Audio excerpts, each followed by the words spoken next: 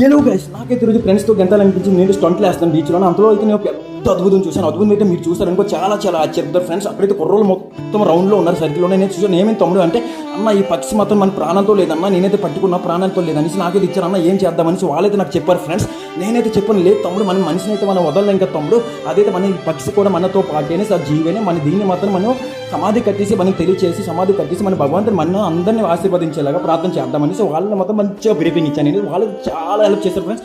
వాళ్ళ హెల్ప్ మాత్రం మనం ఒక సెల్యూట్ కొడుకోవాలి ఫ్రెండ్స్. ఎందుకంటే ఎండనక వాననక నిక్కనక అగ్గనక మాత్రం మేమైతే ఈ సమాధి కట్టాము. ఈ పక్షిని మాత్రం మీరు కనుక ఇలాంటి పక్షిని ఎప్పుడైనా పక్షి అయినా జీవనక జావనకి ఏదైనా కూడా మీరు అలాంటి పక్షిని చనిపోయిన తర్వాత కట్టి సమాధి కట్టాలని నేను తెలియజేస్తున్నాను ఫ్రెండ్స్. మేమైతే మొత్తం సమాధి ఫినిష్ చేసుకున్న తర్వాత నేను చెప్పాను, అరే సమాధి కట్టిన తర్వాత మనం మాత్రం స్నానం చేసుకోవాలి గంగా స్థలంలో.